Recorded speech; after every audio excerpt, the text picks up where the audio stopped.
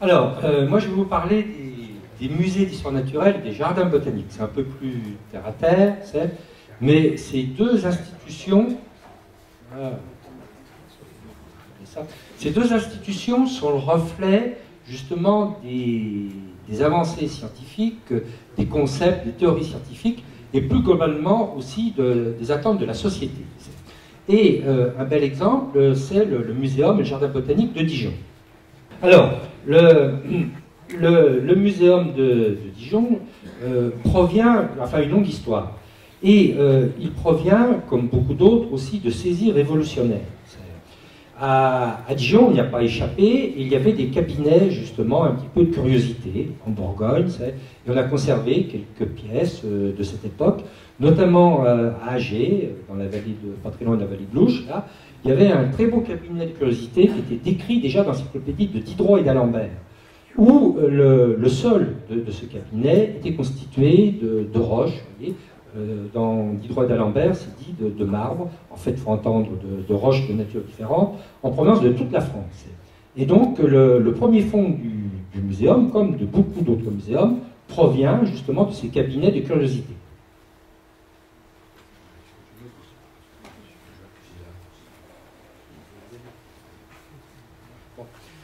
Au cours du 19e, ce qui a été évoqué très largement hier et aujourd'hui, donc on découvre le monde entier, on recherche cette fameuse terra incognita et on ramène des naturalia, c'est-à-dire des animaux naturalisés, des plantes, du monde entier. Et la préoccupation majeure de cette époque, c'est de décrire déjà, de donner un nom, et de classer avec le système linéaire. Une parenthèse d'ailleurs qui m'a toujours aussi questionné sur ce système, c'est on est bien évidemment, on recherche un ordre avec, on met l'homme quasiment tout en haut, même tout en haut, un ordre immuable, stable, mais le fait qu'on fasse des boîtes déjà gigognes quand même, ça sous-entend déjà la notion d'évolution. Bon. Mais malgré tout, dans ces muséums, comme à Dijon justement, on présente déjà cette diversité du vivant. Et il y a un public pour ça, parce qu'à l'époque, il n'y avait pas de médias, on ne voyait pas la girafe, on ne voyait pas l'éléphant. Donc il y a un public qui venait dans ces musées, voir ce grand ordre de la nature. Suivante, s'il vous plaît. Et pareil pour les sociétés aussi étrangères. C'est toujours dans un but de curiosité. On ramène justement des tas d'objets qui appartiennent à des sociétés qui ne sont pas la nôtre, avec un regard quand même qui est très occidental aussi.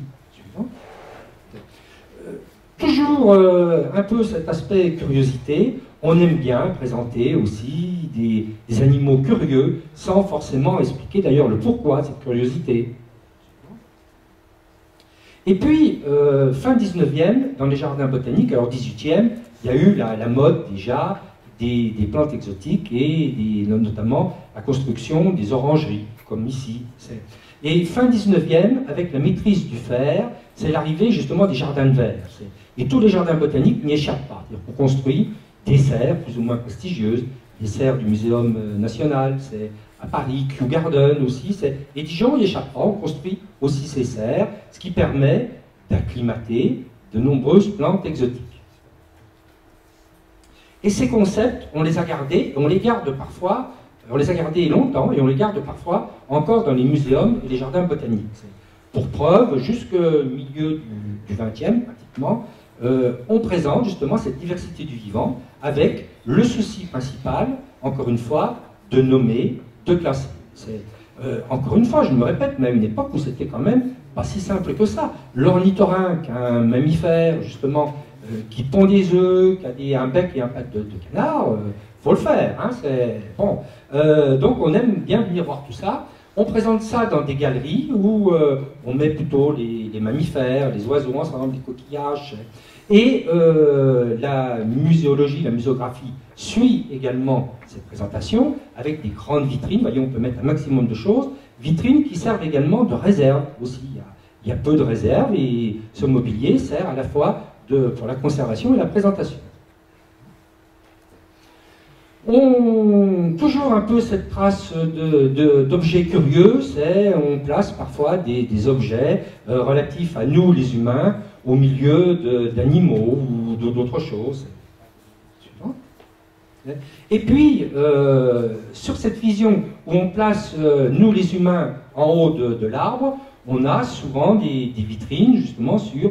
On parle déjà d'évolution, mais on nous place tout en haut, d'un arbre rectiligne, venant d'un groupe, on n'ose pas encore dire lequel, mais on montre aussi les humains qui sont succédés sur cette planète, notamment en Bourgogne, l'homme de Néandertal et l'homo sapiens, en nous plaçant tout en haut, justement, alors qu'on sait maintenant que, encore une fois, on était plusieurs à vivre sur cette terre en même temps, à échanger nos cultures, justement, à enterrer nos morts, et même, maintenant on le sait, à échanger nos gènes. Et puis, des fois, ça la limite un tout petit peu aussi sur cette notion de groupe ethnique, où nous, les Européens, on est bien évidemment tout en haut de cet arbre. Suivant. Les jardins botaniques sont aussi dans cette espèce classificatoire et nominatif. Et on n'hésite pas, pour être le plus complet possible, comme les muséums, on essaye d'être le plus exhaustif possible, on n'hésite pas à acclimater aussi des végétaux exotiques, en prenant parfois comme argument de dire, dans ces pays, on n'est pas capable des fois de conserver ces végétaux, arrive la notion justement déjà de conservatoire avec beaucoup de guillemets, et on fait peut-être mieux de les conserver justement dans ces lieux, dans ces temples de la science. Fin 19e, début du 20e, arrivent dans les muséums les sciences de la Terre aussi. Bon, si la tectonique des plaques, c'est fin 19e, il faut attendre quand même, au moins pour ces prémices, il faut attendre quand même du temps pour que ça arrive dans les muséums. Ça arrive au British Science Museum début du 20e, vous voyez, assez tardivement. Mais on a avant tout une préoccupation non pas fonctionnelle, mais on veut montrer aussi cette variété, un petit peu, des roches de la Terre, mais on essaye aussi de comprendre un peu l'utilisation qu'on en fait à partir de la vie quotidienne. Et puis, si en Amérique du Nord, la préoccupation environnementale arrive dès le 19e siècle, on a éradiqué la civilisation indienne, mais on essaye quand même de la réhabiliter après, on commence à créer les grands parcs nationaux, et dans les muséums justement d'Amérique du Nord, la notion justement d'écologie arrive, c'est scientifique, et se traduit au niveau de la muséologie par les dioramas, c'est-à-dire la constitution en 3 dimensions justement de milieux dans lesquels on place des animaux.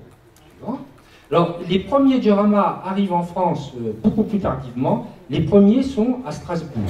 Ils arrivent de façon aussi modeste. Non, avant, si la technique est avec nous. Marche arrière, voilà, très bien.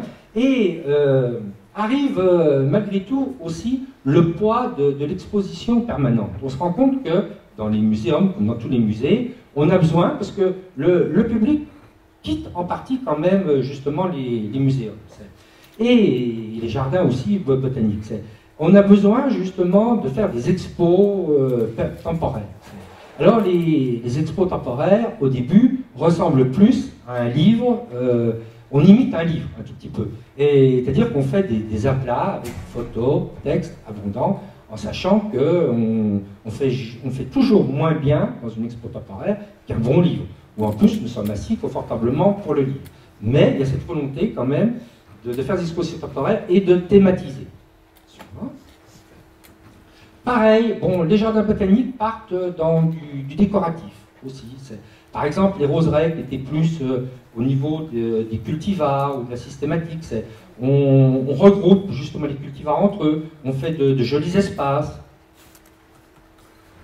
Et puis, si en Amérique du Nord, l'écologie est arrivée il y a longtemps, fin des années 60, en France, je vois que certaines personnes se rappellent de ces programmes, arrive quand même l'écologie du monde qui arrive, l'écologie politique qui commence, mais l'écologie arrive dans les programmes scolaires de façon plus nette. Et les préoccupations environnementales aussi. Suivante. Et donc, dans les muséums en France, on va suivre un peu cette influence.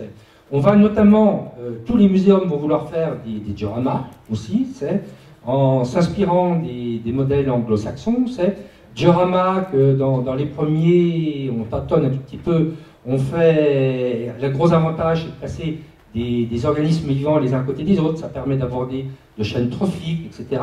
Même si on place le lapin à côté du renard, mais ça a au moins cet avantage, sans pour autant oser complètement l'affirmer. Suivant. Ça se traduit aussi dans beaucoup de présentations, ici à Dijon, Florissimo, on se déplace un peu moins que maintenant, mais on est dans cet esprit aussi de diorama, finalement, de mettre du végétal avec de l'animal, mais sans aller tellement plus loin. C'est-à-dire qu'on s'arrête sur reconstitution de milieux, entre guillemets, naturels, beaucoup de guillemets. Et puis, années 80, pour faire vite, arrive un autre courant de pensée très très fort, pour nous, bien sûr, parce qu'on n'aborde pas les autres musées, c'est la culture, alors là on invente un grand mot, il faut le faire, la culture scientifique, technique et industrielle. On ne sait pas comment grouper un petit peu tout ça, donc on fonde ce mot, qui regroupe d'ailleurs des orientations complètement différentes, hein, c'est à la fois de la science, à la fois de l'industrie, mais les années 80 sont fortement marquées par cela, et comprenez bien que les établissements tels que les muséums, on suit aussi cette influence, d'autant qu'il y a des financements aussi à la clé. Alors, la culture scientifique, technique, industrielle, fortement marquée aussi par Curien à l'époque, et une grande justement influence sur l'astrophysique, l'astronomie.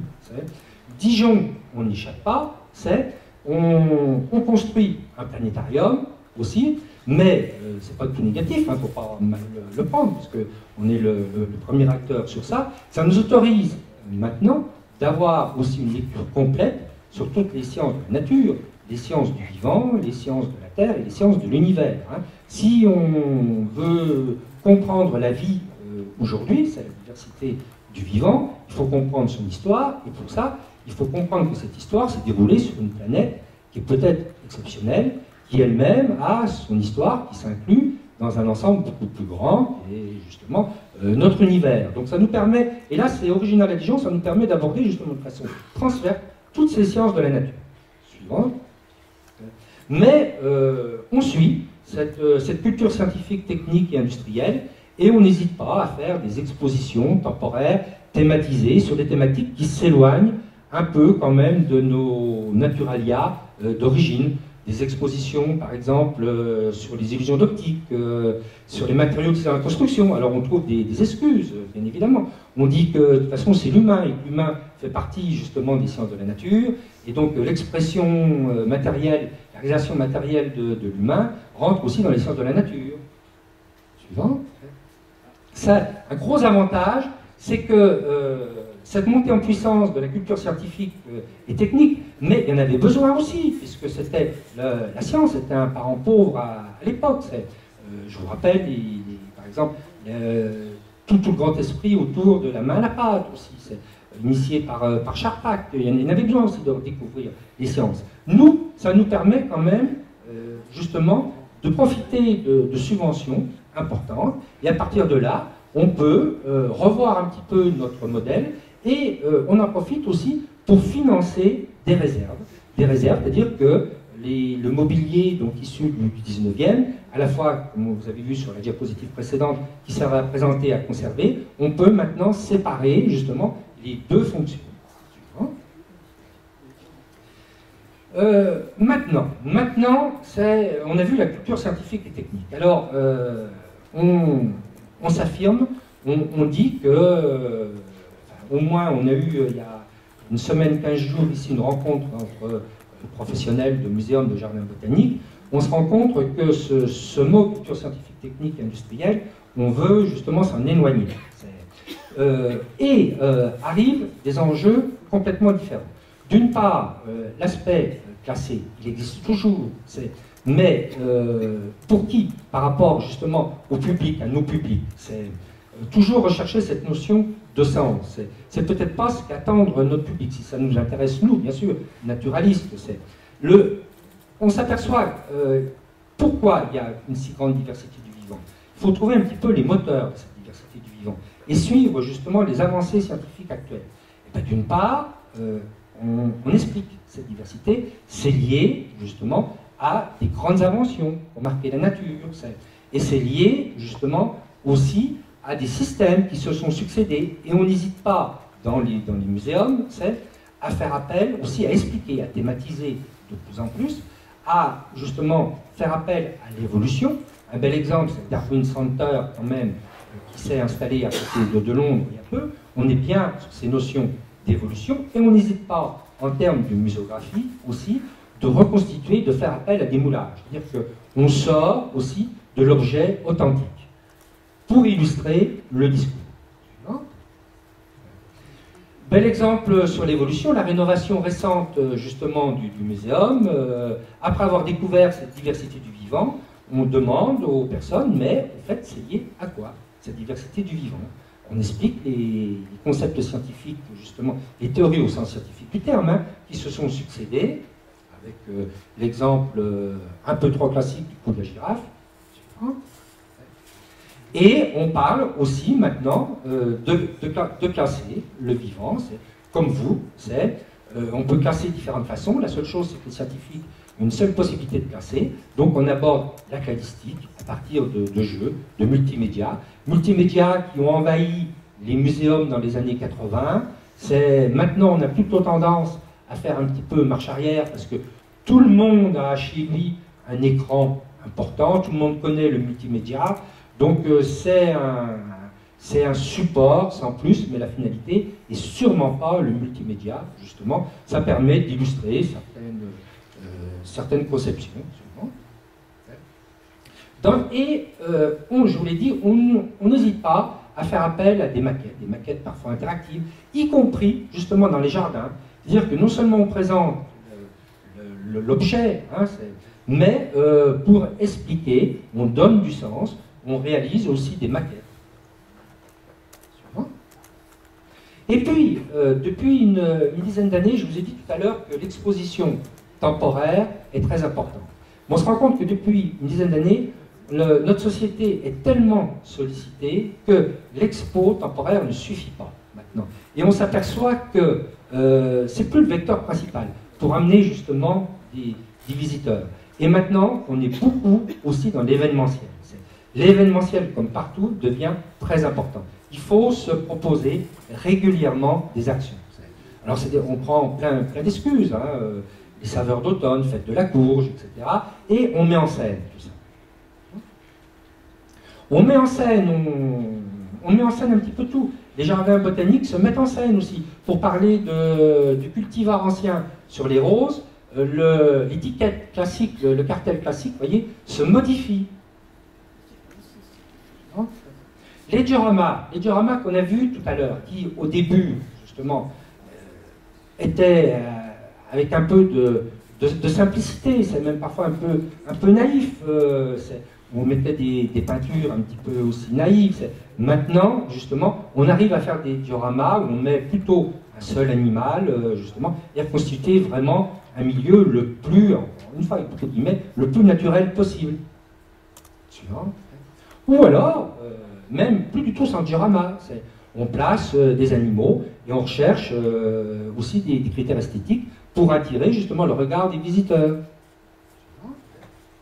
Et ce qui est important dans les expos temporaires, donc on prend des thèmes très variés, surtout comme je vous l'ai dit, avec la culture scientifique technique, on a abordé beaucoup de thèmes, transverses la plupart du temps, et la scénographie devient très importante. C'est-à-dire que le public ne se déplace plus, ou très peu, pour justement une exposition faite en 2 dimensions. Et donc le poids de la scénographie devient extrêmement important. On n'échappe pas à la mode du grand, du curieux, du merveilleux.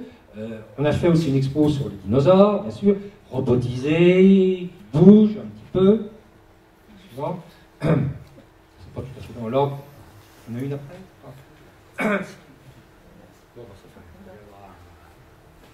Ça bouge un petit peu, c'est pas grave, c'est bon. J'ai cherché une avec des cristaux. Voilà. Plus loin, non, pas là. Bon, c'est pas grave. Mais je voulais vous montrer aussi un exemple. Aussi, on cherchait le spectaculaire aussi. Par exemple, on fait des expos sur les cristaux géants. On n'hésite pas à mettre un petit enfant au milieu d'un cristal, c'est pour attirer justement les visiteurs. On va peut-être laisser celle-ci, puis passer à la suivante. Les jardins botaniques aussi cherchent le spectaculaire. On reconstitue par exemple des forêts primaires aussi. Suivant. Alors à Dijon, ce qui est important, c'est bien sûr, c'est le thème. Comme partout ailleurs. Mais on a voulu garder aussi, ça nous semble important, des traces un petit peu justement des concepts scientifiques et de l'histoire scientifique.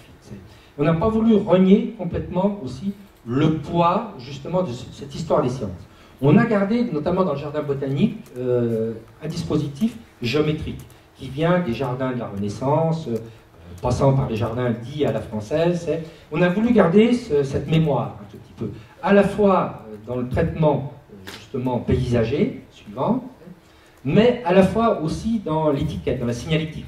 On est parti du principe, on s'est dit au 19e, quel type de signalétique pouvait exister. C'était sur les couleurs, par exemple, on ne veut pas utiliser des matériaux trop modernes, on a voulu garder des teintes, voyez, en mémoire par rapport à ça, ce qui n'empêche pas d'avoir un discours aussi actuel et thématisé. Par exemple, la roseraie, ici la petite roseraie dans le jardin, c'est plus du tout une roseraie où on présente des cultivars. On présente ici l'histoire de la rose, depuis les roses justement botaniques, les roses ramenées lors des grandes expéditions, jusqu'aux créations modernes.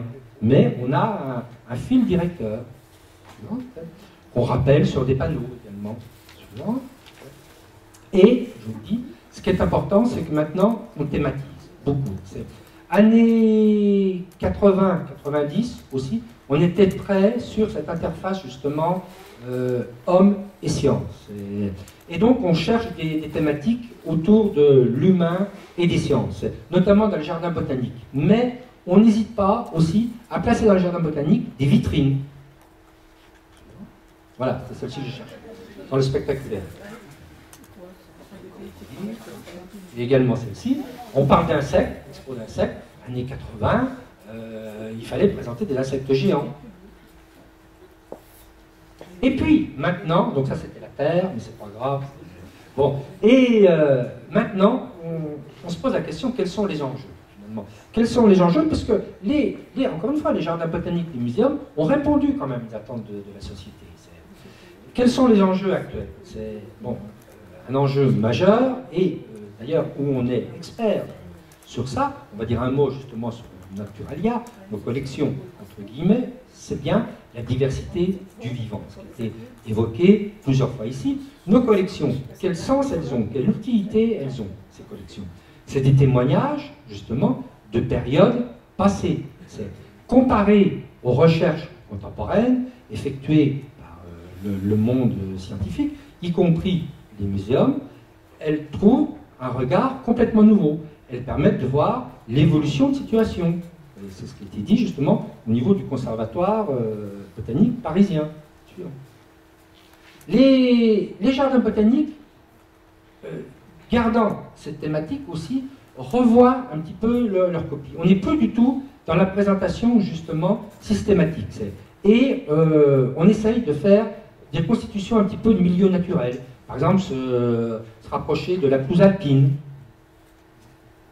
Et puis, maintenant, donc, l'évolution, un enjeu majeur, mais les muséums et les jardins botaniques, à Dijon, par exemple, on a défini une sorte de cahier des charges, hein, qu'on appelle un projet, justement, d'établissement. Par rapport à ces enjeux importants, et par rapport aussi à la demande, justement, des collectivités territoriales, c'est quel rôle on peut apporter. Donc, je vous l'ai dit sur les collections, mais l'objectif, c'est de parler de la diversité du vivant. On assiste effectivement à une atteinte importante de cette diversité du vivant. Les scientifiques débattent sur le rythme. On entend parfois 1000 fois le rythme naturel. On va discuter tout ça. Quoi qu'il en soit, elle est réelle. Elle est réelle à la fois sur le sauvage et à la fois sur le cultivé. Moi, je dis toujours, puisqu'on avait l'INRA, on a perdu, n'oublions pas quand même, au XXe siècle, à peu près 60% de nos cultivars, que ce soit quand même des légumes ou des fleurs. La même chose sur l'animal, sur les races, par exemple sur nos races de vaches, on appelle une quantité de nos races de vaches. Bon. Et là, on a justement notre rôle justement important. Et le but, puisqu'on est bien dans cette interface aussi science-public, c'est donc de sensibiliser nos visiteurs, les publics, à cet enjeu majeur. C'est ce que j'ai entendu tout à l'heure, pour les sensibiliser, c'est de les rendre acteurs aussi, c'est-à-dire qu'on les associe de plus en plus justement à nos démarches. C'est ce qu'on appelle les sciences participatives, et donc on lance dans beaucoup de muséums, de jardins botaniques aussi, en réseau justement, ces sciences participatives, à partir de méthodes simples, attrayantes aussi, et à partir de bons indicateurs de la diversité, que ce soit la diversité sauvage, que ce soit la diversité aussi urbaine, j'en dirai un mot rapide pour conclure, de bons indicateurs, que ce soit les insectes pollinisateurs, que ce soit les escargots, on a eu des exemples au cours de ces 2 jours, indicateurs un peu d'un état de santé, finalement, de diversité du vivant, un petit peu partout, et à partir de protocoles simples. À Dijon aussi, on a mis en place tout un système de ruches sur les toitures, dans les parcs. Pourquoi? C'est pas pour produire du miel, on en produit un tout petit peu, mais parce qu'on se rend compte que c'est un bon vecteur aussi pour faire comprendre au public, justement, des enjeux majeurs, notamment cette relation insecte-pollinisateur et végétal. Et ça, ça marche très très bien. On est dans ces accroches maintenant. C'était la dernière diapositive. Et donc on lance tout ce système de sciences participatives. Les jardins botaniques aussi. L'objet, encore une fois, des rencontres professionnelles qui sont déroulées ici, on n'est plus du tout dans cette présentation la plus exhaustive possible. Et on n'est plus du tout dans dire on conserve des choses exotiques. La meilleure conservation, elle est quand même in situ. La meilleure façon de conserver les pandas, c'est de conserver justement les bambous sur place. Bon. Et bien dans les jardins botaniques aussi, ça ne sert à rien de dire on va conserver des plantes en voie de disparition en Bourgogne, d'autant qu'on le voit très bien, il y a quand même une dérive génétique aussi qui s'installe, mais tout ce que j'ai dit tout à l'heure, tous ces cultivars finalement qui ont disparu, qui sont bien bricolés par l'humain, là on a peut-être un rôle à jouer. C'est-à-dire que dans le jardin botanique de Dijon, on conserve maintenant des vieilles variétés de légumes, on recherche des vieilles variétés de petits fruits, des vieilles variétés aussi de fleurs, de beaucoup d'autres choses, de céréales, en réseau avec des partenaires, justement, puisque de pommes, la pomme c'est passionnant, les croqueurs de pommes sont très actifs sur ça, mais c'est notre rôle, et là, peut-être on peut devenir justement conservatoire, sans être conservatoire, peut-être qu'on peut utiliser ce mot, justement, conserver, encore une fois, des cultivars qui sont en voie de disparition et dont nous avons besoin. Voilà un petit peu très rapidement, encore une fois, un panorama très très rapide, un tout petit peu des visions, justement, et des sens recherchés par les muséums et jardins botaniques, mais vous voyez qu'on s'interroge, comme tout le monde, comme les naturalistes, comme les scientifiques, on s'interroge justement sur les orientations qu'on doit donner dans nos établissements pour répondre aussi justement aux attentes du public. Et c'est rassurant puisqu'on a rénové le muséum, on rénove le jardin botanique, le muséum ouvert depuis fin juin. Cette semaine, on a franchi le cap des 100 000 visiteurs, ce qui veut dire qu'il y a bien une attente quand même des publics. J'en profite alors en conclusion, plutôt que de regarder la télévision pour regarder des matchs de foot le soir, prenez un billet, venez au muséum. De toute façon, vous aurez gagné, vous ne serez pas déçus, du moins. Venez au muséum et j'en profite aussi pour lancer un appel, où on augmentera les 100 000 visiteurs. J'en profite pour lancer un appel, on organise au printemps prochain, au mois de mai, une grande fête justement de la diversité du vivant. C'est ici. Et donc, toutes les contributions de naturalistes, d'associations sont les bienvenues. Merci. Merci Gérard Ferrière. Je pense que l'appel va être entendu et que beaucoup de naturalistes, d'associations participeront. C'est quand même un rôle éducatif majeur qu'ont joué les muséums au cours du siècle. Le public. a-t-il changé? Est-il le même? Il y a quand même... vous avez travaillé plus peut-être avec les scolaires en particulier, je crois. Non, alors justement, on a tendance à enfermer sur deux clichés un peu trop faciles des muséums. Les muséums, musées poussières, déjà j'ai encore entendu. Bon, je vous ai montré que non, c'est pas vrai. La seule chose, certains ont peu de public parce que peut-être justement ils n'ont pas fait leur analyse. On est obligé, on le voit, les séances, hein, les attentes changent très très vite. Donc, comme j'ai changé très très vite sur nos présentations. Par ailleurs, sur ces publics, c'est absolument pas les publics scolaires, on le voit très bien ici. Les publics scolaires représentent 15-20% de notre fréquentation. C'est pas parce que, ça c'est un autre débat, c'est pas parce que notre tutelle, c'est l'enseignement supérieur, la recherche et plus ou moins l'éducation nationale, qu'il faut nous enfermer dans cet aspect justement pédagogique jeune. Et la meilleure pédagogie, c'est former nous tous. Nous, les jeunes qui sont les futurs citoyens, mais nous aussi, les parents qui doivent devenir citoyens. On est sur une petite planète, aux ressources limitées, donc bien sûr les jeunes c'est important, mais nous aussi les adultes. On le voit très bien, notre public c'est public familial, c'est tout le monde. Et ça a toujours été comme ça?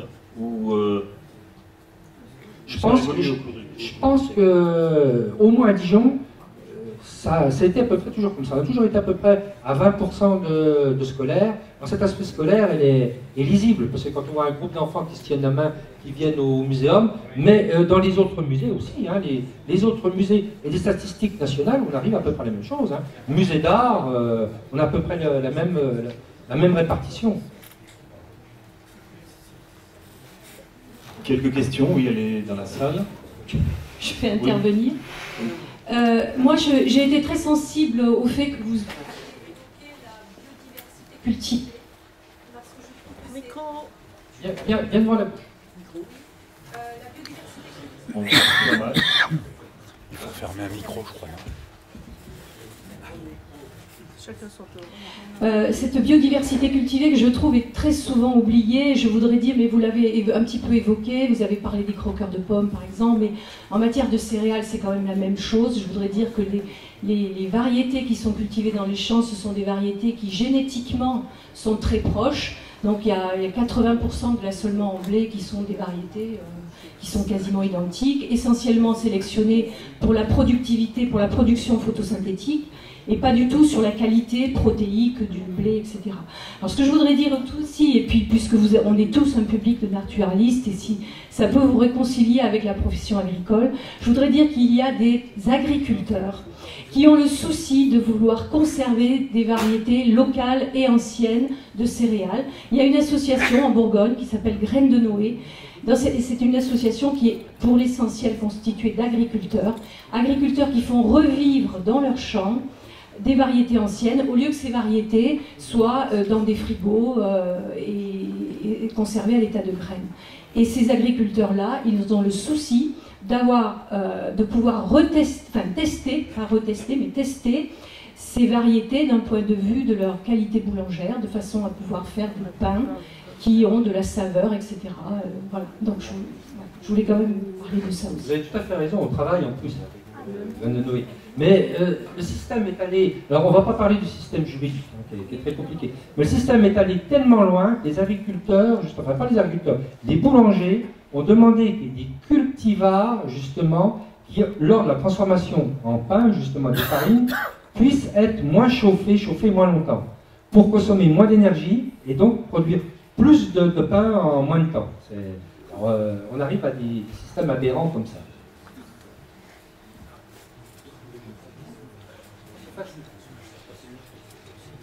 Vous avez parlé de la possibilité, je ne sais pas si elle est effective, de conservatoire de conservation avec ce qu'on vient d'entendre, de plantes et de semences. Est-ce que, ma question est toute bête, hein, est-ce qu'il vous a fallu une autorisation spéciale? Il y a des enjeux particuliers sur l'essence libre. Non, mais il est dans On va pas rentrer là, c'est un autre débat. C'est pas semer soi-même, on a le droit, c'est après. On n'a pas le droit d'échanger, on n'a pas le droit de commercialiser, mais semer soi-même, on a le droit. Donc, on n'a pas d'autorisation spéciale pour ça. Au moins pour l'instant pour les céréales. C'est pas le cas pour d'autres plantes. cultivé. Et vous avez un conservatoire. Alors, c'est significatif ce que vous venez de dire, parce que le mot conservatoire, ça serait intéressant, une fois, de définir aussi le mot conservatoire. Qu'est-ce qu'on entend par conservatoire? Avec des associations comme Graines de Noé, j'allais dire, on milite dans ce sens-là. Et effectivement, on sème, on garde les graines, on conserve ces graines, et surtout, on explique au public aussi l'intérêt, quand je disais thématiser, l'intérêt de garder justement ces vieilles variétés. C'est ça aussi. Il faut qu'on fasse partager par rapport aux autres. Pourquoi on fait ça? Donc notre rôle, il est bien aussi sur cette interface par rapport justement au public et par rapport à ces associations. C'était pour savoir, par exemple, si on pouvait inviter Cocopelli à la grande fête de la biodiversité. Bien sûr, bien sûr, bien sûr, tout à fait. On les attend. Il y a une question au niveau au fond de la salle d'abord. Excusez-moi. J'aimerais savoir, s'il vous plaît, pourquoi le choix a été fait, délibérément, visiblement, de ne pas montrer au muséum d'anomalies morphologiques animales. Moi, ça m'a beaucoup gênée. J'estime que ça fait partie de la diversité du vivant. Et alors là, je me suis posé le problème en allant au muséum. Qu'est-ce qui est normal et anormal? Parce que j'estime qu'il y a un continuum entre les deux. Ça fait un peu tabou de laisser ça dans les tiroirs. On montre bien des cucurbitacées bizarres. Pourquoi pas des animaux? Alors, bon, vous avez raison. Mais ma réponse, elle va être multiple. C'est d'une part, on a un discours. Bon, et les objets illustrent ce discours. Les surfaces étant quand même limitées, il faut prioriser justement le discours. Le discours, c'était bien montrer justement cette diversité, mais ça rentre dedans, c'est une petite partie, et arriver à la place de l'humain. On aurait pu le faire. C'est au détriment, par contre, d'autres choses. Bon, mais par contre, il y a ici une volonté de faire un aller-retour permanent entre le pavillon d'Arquebuse et le jardin. Et cette thématique peut très bien être abordée, peut-être de façon plus facile, plus visuelle aussi, à partir du végétal. Et on y réfléchit pour l'aborder dans le jardin. Il n'y a pas d'une part des galeries justement permanentes et d'autre part un jardin. C'est le même discours. Et à notre sens, ça apparaîtra dans le jardin, justement. Bon, je ne sais pas si je réponds à votre question, mais on peut, sur plein d'autres thèmes, on va dire pourquoi vous n'avez pas choisi celui-ci à chaque fois. Bon, on a choisi un déroulé qui est celui-ci, avec ses limites. On en est conscient. Donc une dernière question, madame. Micro, faut appuyer sur un bouton.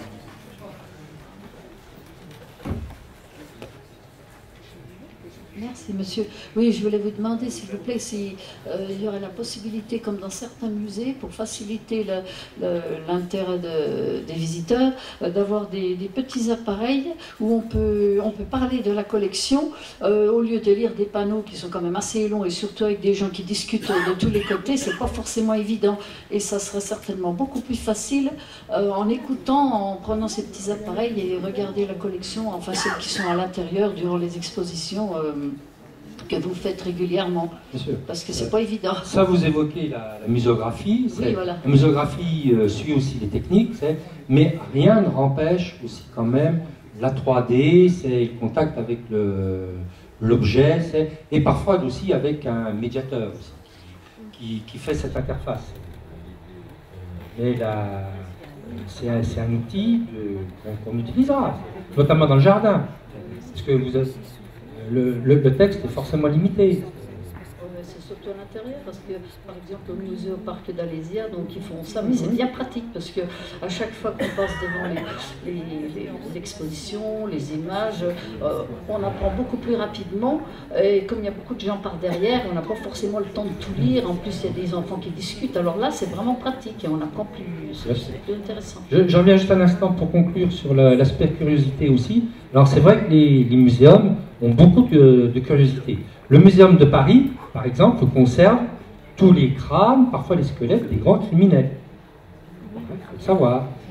Bon, est-ce qu'il faut le présenter aussi? Parce qu'on a cherché, à un moment donné, peut-être des spécifications anatomiques qui peuvent entraîner. Maintenant, la science montre que c'est pas vrai, mais le Muséum de Paris conserve tous les crânes des grands criminels. Bien, merci de cette conclusion. Merci Gérard Ferrière.